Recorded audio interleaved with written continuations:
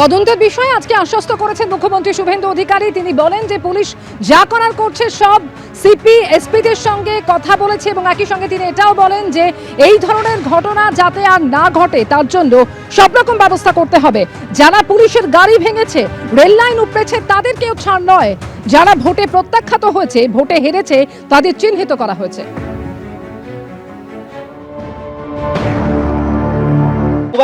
পুলিশের গাড়ি ভেঙেছেন, মোবাইল ফেলে দেবো এবার, রেল লাইন উপড়েছেন, প্রায় অ্যাপ্রক্স 200 আইডেন্টিফাইড হয়েছে, প্রত্যেককে অ্যারেস্ট করা হবে। একটা লোককেও ছাড়া হবে না। পিছন থেকে যারা উস্কেছেন পলিটিক্যাল লোক, যারা ইলেকশনে রিজেক্ট হয়েছেন, কেউ ক্ষমতা থেকে গেছেন, কেউ শূন্য থেকে এক হয়েছে, এবং radical force, anti national force যারা পিছন থেকে উস্কেছেন তাদেরকেও আইডেন্টিফাই করা হয়েছে। তাদের কল রেকর্ড ইত্যাদি ডিজিপির নেতৃত্বে এসটিএফ সব কালেক্ট করেছে। ওদেরকেও প্রপারলি ওদেরকেও শিক্ষা দেওয়ার কাজ সরকার করবে। পুলিশকে ডাইরেক্ট ইনস্ট্রাকশন আছে যে যারা যারা হুলিগানিজম করেছে পুরো দিন ধরে তাদের এগেনস্টে অ্যাকশন হবে। প্রায় 200-র বেশি আইডেন্টিফাইড লোক, তাদেরকে আমি পরিষ্কার বলে গেলাম যারা উস্কানি দিয়েছে কারোর ইন্ধনে, পলিটিক্যাল বায়াসনেস নিয়ে, মিডিয়াতে পাবলিসিটির লোভে, সোশ্যাল মিডিয়ায় চিপ ভিউয়ার্স বাড়ানোর জন্য ওদেরও কিন্তু ছাড়া হবে না, তারাও ভুগবে, এটুকু আমি বলে দিই।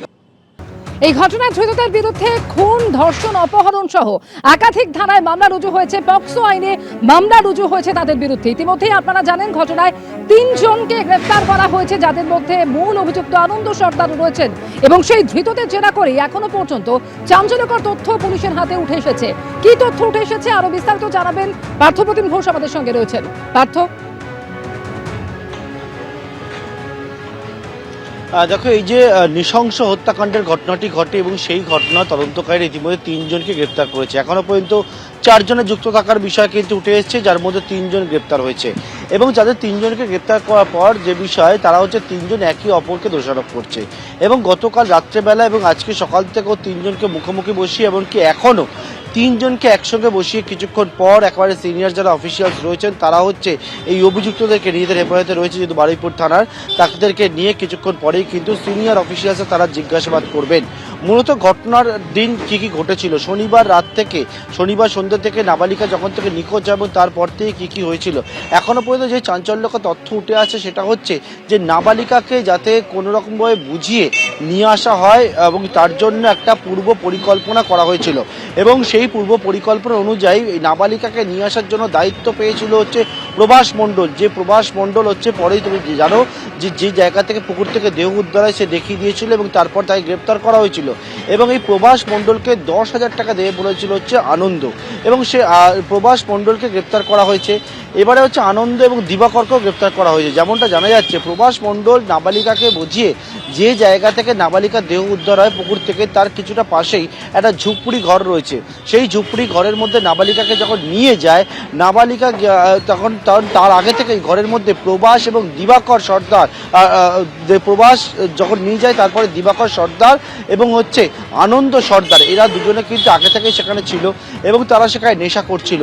নাবালিকাকে নিয়ে যাওয়ার পর নাবালিকা স্বাভাবিকভাবেই তাকে ভুল বুঝিয়ে সেখানে নিয়ে যাওয়ার পর সে সেখান থেকে বেরিয়ে যেতে চায়, যখন তাকে জোর করে আটকানো হয়, আটকাবার পর তার উপরে পাশবিক নির্যাতন চালানো হয় এবং তার পরবর্তীকালে সে সংজ্ঞা হারায় এবং তারপরে তাকে কিন্তু তার উপর অত্যাচার করা হয়, তাকে ধর্ষণ পর্যন্ত করা হয় এবং তারপর সেখান থেকে কিন্তু নাবালিকা মারা গেছে এই সন্দেহ করে তাকে একটা বস্তার মধ্যে পুরে তারা হচ্ছে এরা ওই যে জায়গায় ঝুপড়িঘর সেখান থেকে বের করে নিয়ে পুকুরের মধ্যে দেহ ফেলে এবং এখনো পর্যন্ত এই বিষয়টা সামনে এসছে এবং যখন দেহ ফেলছিল তখন যে বস্তার মধ্যে নিয়ে যাচ্ছিল সেই বস্তাটা ছিঁড়ে গেছিলো, তারপর পুকুরের মধ্যে দেহ ফেলে প্রত্যেকে নিজ নিজ বাড়ি চলে যায়। এবারে কার কি ভূমিকা রয়েছে, আরও কারা কারা যুক্ত রয়েছে সেই বিষয়ে বিস্তারিত জানার জন্য 3 জনকে একসঙ্গে বসিয়ে কিছুক্ষণ পর সিনিয়র যারা অফিসিয়ালস রয়েছেন তারা জিজ্ঞাসাবাদ করবে। অমৃতা, ধন্যবাদ পার্থ। গতকাল কালীঘাট তৃণমূলের পরে আজকে ঋতব্রত তৃণমূলের সদস্যরা তারা এসে পৌঁছেছেন এবং দেখা যাচ্ছে যে নির্যাতিতার পরিবারের সদস্যদের সঙ্গে কথা বলার পর বেরিয়ে আসার পরিকল্পনা যখন হচ্ছে তখন দেখা যাচ্ছে তাদের সাথে সাংসদ কাকলি ঘোষ দস্তিদার, এছাড়াও সায়নী ঘোষ, তাদেরকে দেখা যাচ্ছে। আজকে সায়নী ঘোষ যখন যাচ্ছিলেন তখন তাকে দেখেও গো ব্যাক স্লোগানও কিন্তু অনেকে দিচ্ছিলেন। নামো তৃণমূল। কে কে তাহলে বড় চোর আছে, চোরের রানী। চোর চোর স্লোগানও দেওয়া হচ্ছে এখানে, আমরা দেখছি অনেকেই রয়েছে। চোর চোর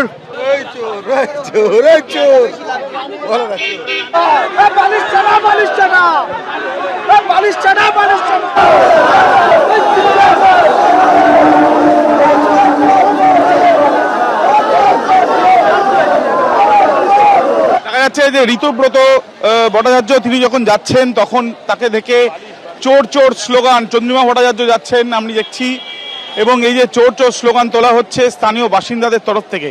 একের পর এক যারা ঋতব্রত শিবিরের তৃণমূল কংগ্রেসে যারা এখানে আজকে এসছেন তাদেরকে দেখে স্থানীয় বাসিন্দারা চোর চোর স্লোগান তুললেন।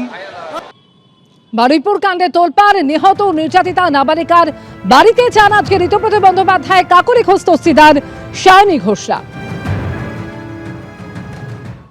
আমার প্রতি যদি তাদের কোনো অভিমান থাকে তাহলে তারা 100 বার আমাকে বলতে পারে।